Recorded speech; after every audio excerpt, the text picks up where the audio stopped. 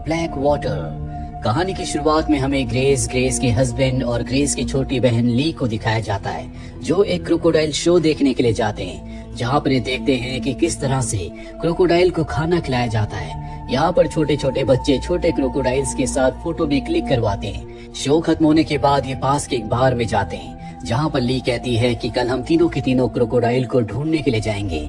Adam book में देखता उसे पता चलता है कि पास ही में ब्लैक वाटर है जिसमें क्रोकोडाइल रहते हैं। ये ब्लैक वाटर में क्रोकोडाइल को देखने के लिए बहुत ज्यादा एक्साइटेड होते हैं। यहाँ पर ग्रेस अपना प्रेगनेंसी टेस्ट भी करती है, जो कि पॉजिटिव आता है, यानी कि बहुत जल्दी वो माँ बनने वाली है। पर ये बात वो अपने हस्बैंड एडम को नहीं बताती। अगले दिन ये तीनों के तीनों ब्लैक वाटर के पास पहुँच जाते हैं, लेकिन इन्हें पहुँचने में देर हो गई होती है, क्योंकि जो फिशिंग बोट होती है अब तक वो जा चुकी है। लेकिन यहाँ पर एक और गाइड होता है, वो कहता है कि मैं तुम्हें ले चलूंगा। ये बहुत दूर आए होते हैं, इसीलिए ये उसकी बात मान जाते हैं। गाइड अपने पास एक रिवॉल्वर रखता है और इन तीनों को अपने साथ ब्लैक वाटर रिवर में ले जाता है। इनका फिशिंग का भी प्लान होता है। एक जगह ये रुक जाते हैं, जहाँ पर गाइड इन्हें बताता है कि अब इस रिवर में क्रोकोडाइल्स नहीं बचे, पहले यहाँ पर क्रोकोडाइल्स हुआ करते थे।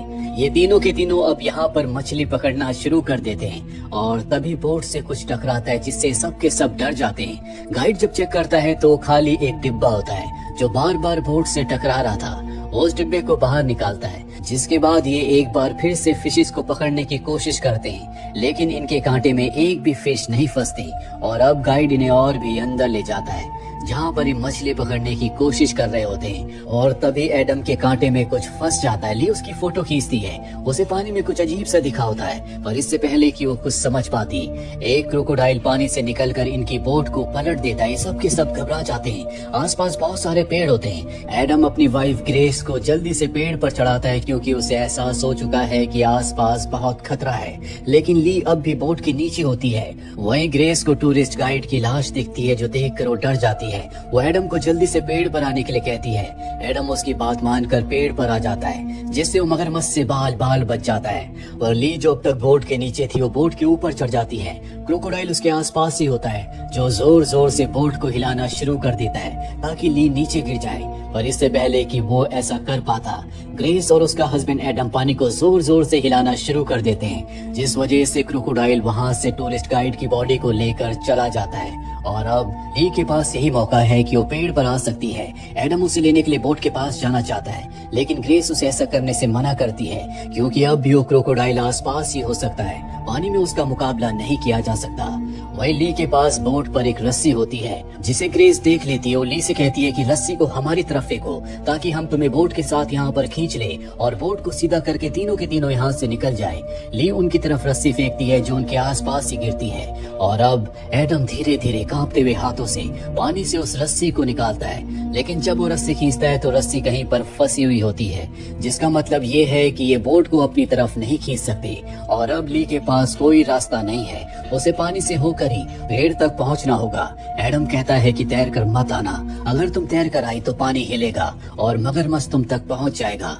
ली इसके बाद ऐसा ही करती है। वो धीरे धीरे पानी में आगे बढ़ना शुरू कर देती है, लेकिन जब वो बीच में पहुंचती है तो बहुत ज्यादा डर जाती है, इसीलिए वो तैरना शुरू कर देती है। उसकी किस्मत अच्छी होती है कि आसपास वो क्रोकोडाइल नहीं होता और अब वो अपने सिस्टर ग्रेस और अपने ब्रदर इन लॉ एडम के पास पहुंच चुकी है। लेकिन अब भी इनकी मुसीबतें कम नहीं हुई, क्योंकि यहाँ से निकल पाना बहुत मुश्किल है। ये ऐसी जगह पर नहीं है जहाँ से आम बोट्स गुजरती हो। ग्रेस कहती है कि कोई ना कोई हमें ढूंढने के लिए आएगा। एडम कहता है कि ऐसा कुछ नहीं होगा, क्योंकि किसी ने हमें यहाँ पर आते हुए नहीं देखा, ना ही किसी को पता है कि हम यहाँ पर आए हैं। इसीलिए यहाँ से निकलने का सिर्फ एक ही रास्ता है, हमें किसी भी कीमत पर उस बोट तक पहुंचना होगा, उस बोट को सीधा करना होगा, तभी हम यहाँ से निकल सकते हैं। लेकिन ये इतना आसान नहीं है, क्योंकि पानी के अंदर मौत इनका इंतजार कर रही है। ग्रेस और ली को अब भी लगता है कि कोई ना कोई आसपास जरूर होगा, इसीलिए वो जोर जोर से चिल्लाना शुरू कर देती है। लेकिन जल्दी उन्हें समझ में आ जाता है कि यहाँ दूर दूर तक कोई भी नहीं है। साथ ही बहुत सारे मॉस्किटोज भी आसपास होते हैं, जिससे मलेरिया डेंगू होने का खतरा है। लेकिन ग्रेस के पास एक स्प्रे होता है, जिस स्प्रे को ये अपनी बॉडी में लगाते हैं, जिस वजह से मच्छर इन्हें नहीं काटते। कुछ देर के लिए इन्हें राहत मिल जाती है। ली की जेब में उसका फोन भी होता है, लेकिन पानी में कूदने की वजह से वो डेड हो चुका है। यहाँ पर एडम के पास उसकी जेब में एक चाकू होता है, जिसे वो निकाल लेता है और तभी पानी में कुछ हलचल होती है, लेकिन पानी इतना ब्लैक होता है कि ये पानी के अंदर कुछ नहीं देख सकते। ग्रेस कहती है कि हमारे पास यहाँ से निकलने का एक और रास्ता है, क्यों ना हम पेड़ों से होते हुए इस जगह से बाहर निकल जाएं। लेकिन एडम कहता है कि ऐसा करना ठीक नहीं होगा, हम इन पेड़ों से और भी अंदर पहुंच जाएंगे, जहाँ पहुंचकर हम खो सकते हैं। मीलों तक ये जगह वीरान है, दूर दूर तक कोई इंसान नहीं रहता और ऐसा करना ठीक नहीं होगा। हमारे पास यहाँ से निकलने का एक ही रास्ता है और वो रास्ता है वो बोट। पर ग्रेस उसकी बात नहीं मानती। वो पेड़ों से होते हुए लगातार आगे बढ़ना शुरू कर देती है ताकि यहाँ से बाहर निकलने का रास्ता ढूंढ सके। ये रास्ता बहुत ही रिस्की होता है, क्योंकि अगर उसका पैर स्लिप हुआ और वो पानी में गिर गई तो क्रोकोडाइल उसे मार देगा। और अब एक पेड़ से दूसरे पेड़ पर आगे बढ़ते हुए वो अंत तक पहुंच जाती है, जहां पर उसके सामने रिवर आती है। इसका मतलब ये है कि यहाँ से निकलने के लिए इनके पास एकमात्र वही बोट है जो इनसे कुछ ही दूरी पर है, जिसे सीधा करके इन्हें निकलना होगा। ग्रेस अब वापस जाना शुरू कर देती है और तभी उसी रास्ते में पानी के ऊपर उसी गाइड का कान दिखता है जो इन सबको यहाँ पर लाया था, जो देखकर वो बहुत ज्यादा डर जाती है और जल्दी वो एडम और ली के पास पहुंच जाती है। वो उन्हें बताती है कि आगे भी रिवर है और अब इनके पास वही प्लान है जो एडम ने इन्हें बताया था, यानी कि इन्हें बोट को सीधा करना होगा। लेकिन ग्रेस और ली इसके लिए तैयार नहीं है। वो कहते हैं कि हमें यहाँ पर इंतजार करना चाहिए, जरूर कोई ना कोई बोट यहाँ से गुजरेगी।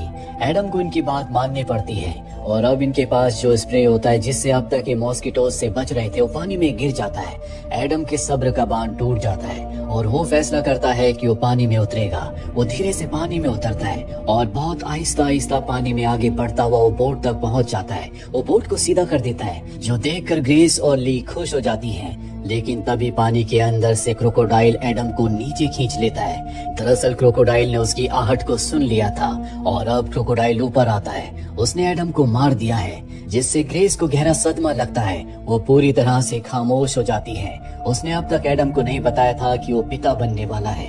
एडम की बॉडी को क्रोकोडाइल अपने साथ पानी के अंदर ले जाता है। कुछ देर के बाद अपने आप को ग्रेस संभालती है। दरअसल एडम ने बोट को सीधा कर दिया है और अब किसी तरह से इन्हें रस्सी से उस बोट को अपनी तरफ खींचना है। ग्रेस अपने आप को संभालते हुए नीचे जाती है और एक लकड़ी से पानी के अंदर गिरी हुई रस्सी को बाहर खींचने की कोशिश करती है ताकि ये उस रस्सी से बोट को अपनी तरफ खींच सके, क्योंकि रस्सी का जो दूसरा सिरा होता है वो बोट पर बंधा हुआ है। लेकिन तभी उसे पानी में कुछ हलचल महसूस होती है। वो समझ जाती है कि क्रोकोडाइल उसकी तरफ आ रहा है, इसीलिए पेड़ के ऊपर चढ़ जाती है। लेकिन तभी पानी के अंदर से क्रोकोडाइल एक ऊंची जंप लगाता है। दरअसल वो ग्रेस को पानी के अंदर खींचना चाहता है। इसकी उम्मीद इन दोनों ने नहीं की थी। ग्रेस की किस्मत अच्छी होती है कि उसकी जान बच जाती है। ये क्रोकोडाइल बहुत ही खतरनाक है। अब क्योंकि क्रोकोडाइल ऊपर आ गया होता है, इसीलिए एडम की बॉडी भी ऊपर आ जाती है, जिसे देखकर इन दोनों को बहुत दुख होता है। साथ ही जैसे जैसे वक्त बीत रहा होता है, बोट इनसे धीरे धीरे दूर जा रही है, क्योंकि पानी में लगातार हलचल है। पूरी रात ये दोनों उसी पेड़ पर गुजारते हैं। सुबह होने पर ये देखते हैं कि बोट इनसे कुछ दूर जा चुकी है। कई घंटों से इन दोनों ने पानी नहीं पिया, इसीलिए दोनों के दोनों प्यासे भी हैं। और अब ये दोनों के दोनों पेड़ों से आगे बढ़ते हुए बोट के पास जाने की कोशिश करते हैं। लेकिन एक जगह ऐसी आ जाती है जहाँ पर इन्हें पानी पर उतर नहीं होगा।